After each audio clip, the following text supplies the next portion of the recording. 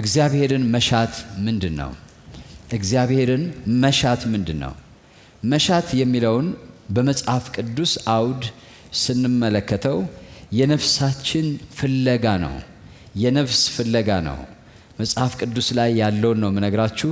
የባህላዊ የሆነውን አገራዊ የሆነውን ትርጉም ሳይሆን መጽሐፍ ቅዱሳችን በአማርኛ መሻት የተባለው እርሱ ምንድነው ትርጉሙ? የነፍስ ወይም የውስጥ የልብ ፍለጋ ነው። በነፍሳችን ውስጥ የሚፈጠር አንድን ነገር የራስ ለማድረግ፣ ለማግኘት፣ ለማወቅ የሆነ ጠንካራ ምኞት ነው። የራስ ለማድረግ፣ ለማወቅ፣ ለማግኘት በውስጣችን የሚፈጠር ጠንካራ ምኞትና ጉጉት ነው። መሻት የልብ ነው። ልክ እምነት የልብ እንደሆነ ሁሉ መሻት የሚባለው መጽሐፍ ቅዱስ ላይ ስናይ የውስጠኛው ሰዋችን፣ የውስጠኛው ማንነታችን፣ ሁለንተናችንን የሚወስነውና የሚበይነው ማንነት ጠንካራ ፍላጎት ነው። ስለዚህ እግዚአብሔር እሹኝ ሲል፣ ፈልጉኝ ሲል ይሄን እያለ ነው ማለት ነው። መሻት የልብ ነገር ነው። መዝሙረ ዳዊት 37 ቁጥር 4 ላይ ሁላችን የምናውቀው ቃል አለ። በእግዚአብሔር ደስ ይበልህ የልብህን መሻት ይሰጥሃል ይላል። እዚህ ቦታ ላይ መሻት ከልብ ጋር ተገናኝቷል። የልብህን ያፈህን ቃል የሚል አለ። ሌላ ቦታ ላይ መሻት ሲባል ግን የልብ ነው ማለት ነው። የልብህን መሻት ይሰጥሃል። ይሄም ማለት ምን ማለት ነው? መሻት ማለት ታፍኖ የሚቀመጥ ሳይሆን ለፍለጋና ለጸሎት የሚያነሳሳ ገፊ ልባዊ ፍላጎት ነው። ልባዊ ኃይል ነው። መሻት ካልን እንዲሁ የሆነ ነገር እፈልጋለሁ ብለን መልሰን ቁጭ የምንልበት ሳይሆን ለጸሎት እስክናገኘው ድረስ የሆነ ነገር እንድናደርግ የሚያነሳሳን ልባዊ ገፊ ኃይል ነው። በልባችን ውስጥ የሚፈጠር ገፊ ኃይል ነው። ፕሬስ የሚያደርግ ወደፊት የሚገፋን የሚያነሳሳን ኃይል ነው። ይሄን የሚከተሉትን የመጽሐፍ ቅዱስ ክፍሎች ስናነብ እንረዳዋለን። ከጸሎት ጋር ተገናኝቶ ነው የምናየው። ቅድምም ያነበብነው ላይ ስታዩ በእግዚአብሔር ደስ ይበልህ ካለ በኋላ የልብህን መሻት ይሰጥሃል ይላል። ስለዚህ ይሰጥሃል የሚለው ከጸሎት ጋር እንደተገናኘ እናየዋለን። ሰዎች ለምን በጸሎት ይቀዘቅዛሉ? ለምን ያለመጸለይ ስሜት እየተሰማቸው ራሳቸውን ይኮንናሉ ብለን ካየን ምንድነው ችግሩ? በውስጣቸው ጠንካራ ፍላጎት የለም። መሻት የሚባለው ነገር ለጸሎት የሚያነሳሳ እና የጸሎታችን ጥንካሬ ወይም የመፈለጋችንን ጥንካሬ የሚወስን ነው። ይሄ መሻት የሚባለው ነገር ከሌለ መፈለግ፣ ይሄ ጠንካራ መፈለጉ በውስጣችን ከሌለ ጠንካራ ጸሎትም አይኖርም፣ ጽኑ ጸሎትም አይኖርም። እስክናገኘው ድረስ የሚሆን ጸሎትም አናይም። ስለዚህ ከመጽሐፍ ቅዱስ ክፍል ስናይ መሻት የሚባለው ልባዊ ፍላጎት፣ የልብ የውስጠኛው ልባችን ጠንካራ የሆነ ፍላጎት መሆኑን እናያለን። ይሄ ፍላጎት ደግሞ እንዳልኩት ለጠንካራ ተግባራዊ እንቅስቃሴ እና ለጠንካራ ጸሎት የሚያነሳሳን ነው። ስለዚህ ትሹኛላችሁ፣ ከዛ መታችሁ ወደ እኔ ትጸልያላችሁ አለ። ምንድነው ወደ እግዚአብሔር ሄደው እንዲጸልዩ የሚያነሳሳቸው? እግዚአብሔር ሲናገር መሻታቸው ነው። the desire of their heart፣ የልባቸው ፍለጋ፣ የልባቸው ረሃብ፣ የልባቸው ጥማት። ስለዚህ መሻት ማለት የውስጥ ልብ ረሃብ፣ የሆድ ረሃብ ምግብን እንደሚፈልገው ምግብ ሳያገኝ እንደማያርፈው፣ የውስጥ የስጋ ጥማት ውሃ ሳይጠጣ እንደማያርፈው፣ እንደዛ አይነት መሻት ማለት ነው። መሻት የሚለው እንደዛ አይነት መፈለግ ማለት ነው። ስለዚህ በዚህ ሁኔታ ልንረዳው ይገባል። እግዚአብሔር እኔን የምትፈልጉበት ጊዜ ነው፣ እኔን የምትሹበት ጊዜ ነው። ከፈለጋችሁኝ ሲል እንቀይረውና ጌታ ኢየሱስ እንደተናገረው ማንም የተጠማ ቢኖር ይምጣና ይጠጣ እንዳለው መጠማትና መራብ ማለት እንችላለን። የውስጥ ጥማትና የውስጥ ረሃብ ነው። ያን ጊዜ ራሱ አውቶማቲካሊ እኛን አላስቀምጠን ይላል። የራበው ሰው እንደዛ ነው የሚሆነው። በጣም ሳይረባችሁ አሁን ምግብ ከብዙ ጊዜያት በኋላ ህይወት ልምምድ ይሰጣችኋል። መብላት የማትፈልጉት ነገር ይኖራል አይደለም? ረሃብ ከመጣ በኋላ ግን መብላት አልፈልግም ማለት አትችሉም። የማትፈልጉትን ነገር ያስበላችኋል። እና አንዳንድ ጊዜ ዌታቸውን የክብደታቸውን መቆጣጠር የሚፈልጉ ሰዎች ምንድነው ማድረግ ያለባቸው? ረሃቡ በጣም ሳይልባቸው በአግባቡ ማኔጅ በሚያደርጉበት ሰዓት መብላት ነው ያለባቸው። አለዛ አንደኛ ኦቨር ይበላሉ፣ ሁለተኛ መብላት የማይፈልጉትን ይበላሉ። አንዳንድ ጊዜ እንደዛ ነው የሚሆነው። ልክ ምን ማለቴ ነው? አንኮንትሮልድ ይሆናል። የውስጥ ፍላጎትም ልክ እንደ ረሃብ ኮንትሮልድ አይሆንም። ሄዶ ሄዶ መጨረሻ ላይ ኮንትሮል ማትቆጣጠሩት ይሆናል። ጥማት ማትቆጣጠሩት ይሆናል። ልክ እንደዛው ረሃብም ይሆናል። ልክ እንደዛው የውስጠኛ እግዚአብሔር እኔን ትፈልጉኛላችሁ ወይም እኔን ፈልጉኝ የሚልበት ጥንካሬ እንደሱ አይነት ነው። መጽሐፍ ቅዱስ ይሄን ሲናገር በደረቅ መሬት ላይ በተጠማ ምድር ላይ ይላል። የደረቅ መሬት ማለት ውሃ ሁሉ አጥቶ ውሃ ናፍቆ የተሰነጣጠቀ ማለት ነው ኢሳይያስ የሚናገረው። ልክ እንደዛ ማለት ነው። እንደዛ ማለት ነው። ማለት ውሃን ከመናፈቁ ውሃን ከማጣቱ የተነሳ ደርቆ የሚሰነጣጠቅ መሬት አይታችሁ ታውቃላችሁ? እርሻ አይታችሁ ታውቃላችሁ? ዋልካ መሬት አይታችሁ ታውቃላችሁ? በደረቅ መሬት ላይ ብሎ ሲናገር እግዚአብሔር ምን ማለት ነው? ቱ ዛት ኤክስቴንት ውሃን የተጠማ መሬት ምጥጥ አድርጎ እንደሚወስደው ልክ እንደዛ እኔን በተጠማ ላይ ደግሞ ከመንፈሴ አፈሳለሁ ይላል። እግዚአብሔር ስሙ የተባረከ ይሁን። እግዚአብሔር በዛ ስዕል ነው የሚናገረው። እግዚአብሔር ምን ያህል እንፈልገዋለን? እግዚአብሔር ምን ያህል ያስፈልገናል? እግዚአብሔር ፈልጉኝ ሲል ምን ማለቱ ነው ካላችሁ፣ ይሄ ማለት ነው። ይሄ ማለት ነው ህይወታችሁን ራሱ እስኪገፋ ድረስ ማለት ነው። እስኪገፋችሁ ረሃብ እንደሚገፋ ጥማት እንደሚገፋ የሚገፋ ፍላጎትን ነው እግዚአብሔር የሚናገረው። እግዚአብሔር መሻት ሲባል መሻት የሚለው ቃል እንዲሁ ቀላል የሆነ መፈለግ አይደለም። ጌታ ስሙ የተባረከ ይሁን። ስለዚህ ታፍኖ መቀመጥ የሚችል ሳይሆን ለፍለጋና ለጸሎት የሚያነሳሳ ገፊ ልባዊ ኃይል ነው መሻት የምንለው ወይም ዲዛየር የምንለው። መዝሙረ ዳዊት 21 ቁጥር 2 እንደዚህ ይላል። በተለይ በእንግሊዘኛ ብታነቡት ጥሩ ይሆናል። በኪንግ ጄምስ ቨርዥን የልቡን ፈቃድ ሰጠኸው ይላል። ይሄ የልቡን ፈቃድ የሚለው the desire of his heart his desire የሚለውን ነው የሚናገረው። የልቡን መሻት ወይም ፍለጋ ሰጠኸው ይላል። ስለዚህ መሻት እና ፍለጋ እግዚአብሔር ሲናገር የልብ ጉዳይ ነው ማለት ነው።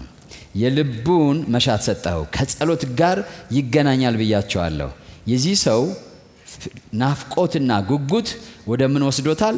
ወደ መቃተት እና ወደ ጸሎት ወስዶታል። and has not withhold the request of his lips ይላል። የከንፈሩንም ልመና አልከለከልከውም ይላል። ለምንድነው የከንፈሩን ልመና ያልከለከለው? ልብ ውስጥ መሻት ስላለ። ከንፈሩ እየተናገረ ያለው በጸሎት ወደ እግዚአብሔር ቀርቦ እየጮኸ ያለው ያፉ ጩኸት የልቡ መሻት ስለሆነ ነው። ያፉ ጩኸት የልቡ መሻት የልቡ ፍላጎት ስለሆነ ነው። በማለዳው ምን ብዬ ተናግሬ ያለው? የልብ desire of the heart is a choice of a man የሰው ምርጫ ነው። የሰው ምርጫ ነው ማለት አንድን ብርጭቆ በሻይ ልትሞሉት ትችላላችሁ፣ በውሃ ልትሞሉት ትችላላችሁ። ሻይ እስከሞላ ድረስ በሌላ ነገር አትሞሉትም። ሰዎች ህይወታቸውን ከእግዚአብሔር በሚቃረኑ ነገሮች፣ በምድራዊ ፍላጎቶች፣ ተድላዎች፣ ዝናዎች፣ ስሞች፣ የገንዘብ ፍቅር፣ የስም ፍቅር፣ የዝና ፍቅር፣ የሴክሹዋል ፍቅር ከሞሉት ናቹራሊ ተፈጥሯዊ በሆነ መንገድ እግዚአብሔርን ሊናፍቁት፣ ሊራቡት፣ ሊጠሙት አይችሉም። ይሄን ከፈለጉ መጀመሪያ ይሄን መድፋት አለባቸው። አውጥተው መድፋት አለባቸው። እኛ አንድ ነን፣ ሁለት አይደለንም፣ ሶስት አይደለንም። ስለዚህ እኛነታችን ነው ልባችን። እኛነታችን ሌላ ነገር በመፈለግ ከተሞላ እግዚአብሔርን የሚፈልግበት ደብዙ ሻለው ይሆናል፣ ጠባብ ይሆናል። ብርጭቆ ሀፍ ሊሆን ይችላል፣ ብርጭቆ ሙሉ በሙሉ ባዶ ሊሆን ይችላል። ለዚህ ነው መጽሐፍ ቅዱስ የተራቡትን አጥግቧል ይላል። ማለት ሁልጊዜ ኢምፒቲ ባዶ የሆነ ልብ ይዘን በመንፈስ ድሆች የሆኑ ብፁዓን ናቸው ማለት ምንድነው? ረሃብን ነው የሚያወራው እዛ ጋር። በነገራችን ላይ ዲዛይርን ነው የሚያወራው ወገኖቼ። መንፈሳዊ ባዶነት ማለት ምንም የሌለው ምንም የማያውቅ መንፈስ ቅዱስ የሌለው ጸጋ የሌለው ማለት አይደለም። እያለው ግን የረሃቡ መጠን ባዶ ያደረገው ማለት ነው። አሁንም ጸልያችሁ በኋላ መጸለይ፣ ዛሬም ጸልያችሁ ነገም መጸለይ፣ አሁን ጾማችሁ ነገም መጾም። እንዴ ጾም አያበቃም እንዴ? ሁሌ ነው እንዴ የምትጾመው እስክትባሉ መጾም፣ ሁሌ ነው እንዴ የምትጸልየው ያንተ አልበዛም ስትባሉ እሱ ነው እንጂ የሰው ትእዛዝ፣ የቤተ ክርስቲያን ትእዛዝ፣ የተጻፈ ጽሑፍ እሷ አቅም የለም። ልትቀጥሉ አትችሉም፣ እግዚአብሔርም አይሰጠንም። ምክንያቱም ምን ይላል? የልቡን ፈቃድ ሰጠኸው ይላል። ልቡ የመረጠውን ማለት the desire of the heart is the choice of the heart ብያቸዋለሁ። የልቡን ፈቃድ የሚለው ምንድነው? ማለት አንድ ላይ የተጣመረ ቃል ነው። የልቡን ፈቃድ የሚለው የልቡ መሻትና ፍላጎት አለ፣ ምርጫውም ነው። እግዚአብሔርን መውደድ ምርጫ ነው። እግዚአብሔርን መፈለግ ምርጫ ነው። የእግዚአብሔርን ነገር መጠማት ምርጫ ነው። እግዚአብሔርን መጠማት ምርጫ ነው። ዓለምን መውደድም ዓለምን መፈለግም ምርጫ ነው። እግዚአብሔር ስላልጠራን ሳይሆን እግዚአብሔር ስለጠራን ብቻ ዓለምን አንጠላም። እስራኤልን እግዚአብሔር ጠርቷት ነበር። እግዚአብሔር ስቧት ነበር ወደ ራሱ። እግዚአብሔር አቅርቧት ነበር ወደ ራሱ። ግን እግዚአብሔር መረጣት፣ እሷ ግን አልመረጠችውም። እግዚአብሔር ፈለጋት፣ እሷ ግን አልፈለገችውም። እግዚአብሔር አሻት፣ እሷ ግን አላሸችውም፣ አልፈለገችውም። መሻት አልነበራትም። ሁልጊዜ ወደ ግብፅ ትመለሳለች። ሁልጊዜ ግብፅን ታያለች። ብዙ እኔ በጌታ ሆነው ራሱ ከዓለም ልባቸው ማይላቀቁ ሰዎች አሉ። ቋንቋቸው ማይለወጥ፣ ፍላጎታቸው ማይቀየር፣ በእግዚአብሔር ቤት ውስጥ ሆነው ሁልጊዜ ወርልድ ከነሱ ማትለይ እና ማይሰናበቷት ሰዎች አሉ። ሁልጊዜ እንደ እስራኤል ወደ ግብፅ የሚያስቡ ማለት ነው። እግዚአብሔር ስቧቸው፣ በወንጌል ጠርቷቸው፣ የወንጌል ብርሃን በርቶላቸው፣ እግዚአብሔር በጸጋው አብ ወደ እኔ ከሳበው በቀር ወደ እኔ የሚመጣ የለም ይላል። በጸጋ ስቦ ወደ እርሱ አመጥቷቸው ከሱ ጋር ሆነው ከሱ ጋር ያልሆነን ነገር ይፈልጋሉ። ከሱ ጋር ሆነው ከሱ ጋር ያልሆነን ነገር ይፈልጋሉ። በሱ ቤት ሆነው እሱ ቤት የሌለን ነገር ይፈልጋሉ። ስለዚህ እግዚአብሔርን መፈለግ ምጥ ይሆንባቸዋል። ማለት እምቢ ይላቸዋል። የእግዚአብሔርን ነገር መውደድ እምቢ ይላቸዋል። ለእግዚአብሔር ነገር መቅናት እምቢ ይላቸዋል። የእግዚአብሔር ነገር አያቃጥላቸውም። ለምን? ሌላ ላንድ ሎርድ አለ። ቤታቸውን፣ ሕይወታቸውን የተቆጣጠረ ሌላ ጌታ አለ። ከክርስቶስ ውጭ የሆነ ማለት ነው። ከእግዚአብሔር ፍቅር ውጭ የሆነ። ቸርች አይመጡም፣ ይመጣሉ። መጽሐፍ ቅዱስ አይይዙም፣ ይይዛሉ። አይዘምሩም፣ ይዘምራሉ። በጌታ ናቸው፣ አዎ ናቸው። የልባቸው መሻትና ፍላጎት the desire of their heart ግን ሌላ ነው።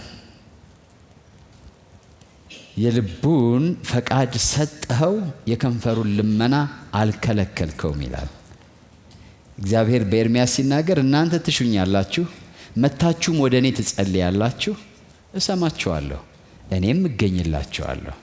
ጸሎታችሁን እሰማለሁ፣ እኔም ደግሞ ምን እላችኋለሁ? እገኝላችኋለሁ።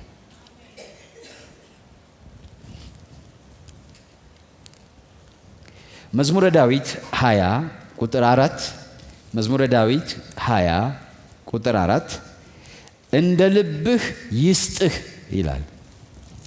ጎናችሁ ያለውን ሰው መርቁት እንደዛ ብላችሁ። ምን በመተማመን የልቡ መሻት መልካም ነው ብለን በመተማመን ፈቃድህንም ሁሉ ይፈጽምልህ ይላል።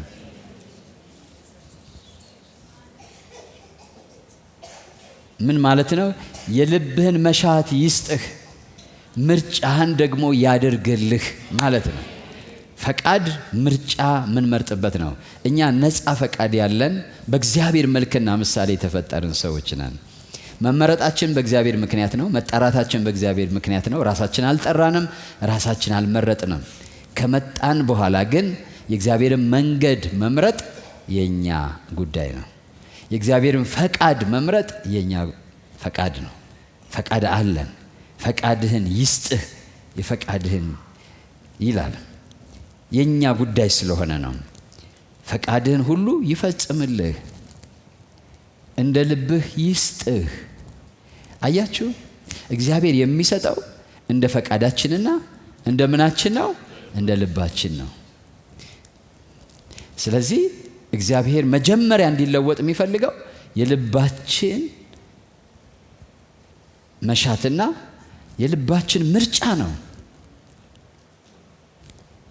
ልባችን ደግሞ መሻቱ ከተቀየረ፣ ምርጫው ከተቀየረ እግራችን የሚሄድበት ይቀየራል፣ አፋችን የሚናገረው ይቀየራል፣ እጃችን የሚነካው ይቀየራል፣ እኛ ራሱ የምንወልበት ስፍራ ይቀየራል። ትናንት የዋልንበት ዛሬ መዋል ያቀተናል። ለምን? ልባችን ተቀይሯል። እዛ መዋል አይችልምም አይፈልግምም። እግዚአብሔር ልብን ያያል ይላል መጽሐፍ ቅዱስ። ሰው ፊትን ያያል፣ ውጫዊውን ማለት ነው። ፊትን ሲል ይሄን ማለት አይደለም። መጽሐፍ ቅዱሳዊ ንግግር ውጫዊውን፣ በጆሮ የሚሰማውን፣ በዓይን የሚታየውን፣ በእጅ የሚዳሰሰውን፣ በአጠቃላይ ውጫዊውን ማለት ነው። እግዚአብሔር ግን ምንን ያያል? ልብን ያያል። ልብ ውስጥ ምንድን ነው የሚያየው? መሻትን ያያል። የሰውን የልብ መሻት ያያል። የሰውን የልብ ምኞት ያያል እግዚአብሔር። የሰውን የልቡን ጉጉትና ናፍቆት እግዚአብሔር ያየዋል። የሰውየውን ሃይማኖታዊ ጸሎት ሜክ አፕ የተደረገ ነገር እግዚአብሔር አያየውም፣ አይሰማውም። እግዚአብሔር የሚሰማው፣ እግዚአብሔር የሚያደምጠው፣ እግዚአብሔር የሚያየው የሰውን ልብ ነው።